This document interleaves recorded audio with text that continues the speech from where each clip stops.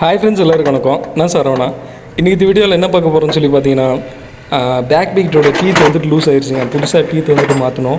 அது பார்த்திங்கன்னா இப்போ ஒரு 2 நாள் ஓடினதுக்கப்புறம் பார்த்திங்கன்னா அது லூஸ் ஆகிடுச்சு. எப்போவுமே அப்படி தான், டபுள் நட்டு போட்டோம்னு வைங்க, அது வந்துட்டு லூஸ் ஆகாது. பட் ஆனால் சிங்கிள் நட்டு தான் போட்டதுனால அது லூஸ் ஆகிடுச்சு.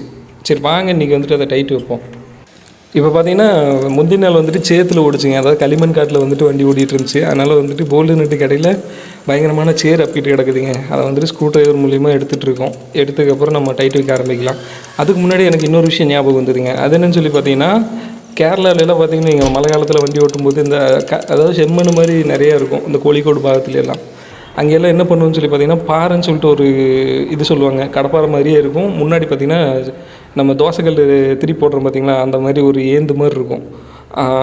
அந்த மாதிரி கம்பி வந்துட்டு வண்டியில் எப்போவுமே இருக்கும். அதாவது ஈரத்தில் வண்டி ஓட்டும்போது பார்த்திங்கன்னா பக்கெட்டில் நிறையா மண் ஒட்டிக்கும். அதை வந்துட்டு ஹெல்ப்பர் இருக்கிறப்போ குத்தி விட்ருவாங்க ஆச்சுங்களா. அப்படி இல்லாத பட்சத்தில் நமக்கு இன்னொரு ஐடியா என்னன்னு சொல்லி பார்த்திங்கன்னா, அந்த மண்ணை கொட்டுறதுக்கு பக்கெட்டை 2 மடக்கணும்னு வைங்க. கொஞ்சம் ஃபோர்ஸ் கொடுத்து கொஞ்சம் லைட்டாக மடக்கணும்னா அது வந்துட்டு அந்த சேர் உளுந்துடும். அதுக்கப்புறம் இன்னொரு டிப்ஸ் என்னன்னு சொல்லி பார்த்தீங்கன்னா, பக்கெட்டை ஓப்பன் பண்ணி டக்குன்னு லைட்டாக ஒரு 4 ஓப்பன் பண்ணோம்னு வைங்க, அப்போயும் அந்த சேர் வந்துட்டு கீழே விழுந்துடும்.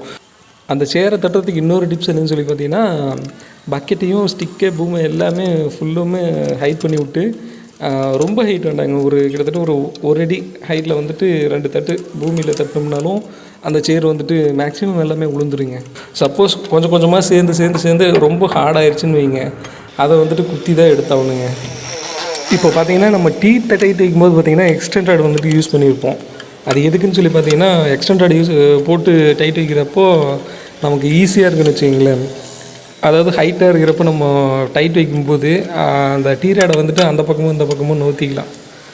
டீராடு இல்லைன்னா அது கீழே வந்துட்டு டீத்தில் ஏதாவது உரசிட்டு வந்துட்டுருக்கோம். அதனால் வந்துட்டு டைட் வைக்கிறது கொஞ்சம் சிரமமாக இருக்குன்னு வச்சுக்கிங்களேன். அதனால தான் எக்ஸ்டெண்டட் வந்துட்டு யூஸ் பண்ணிட்டுருக்கேன்.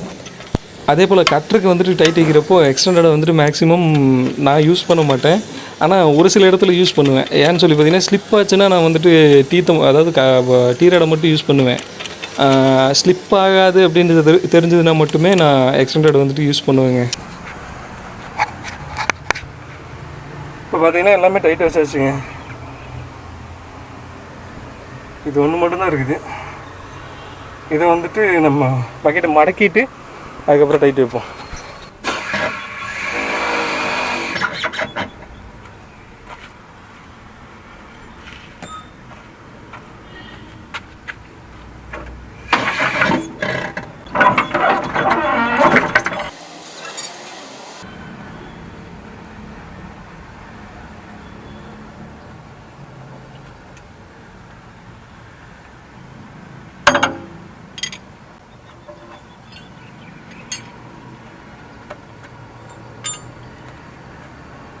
ஓகே ஃப்ரெண்ட்ஸ், பக்கெட்டெல்லாம் டைட் வச்சு முடிச்சாச்சு.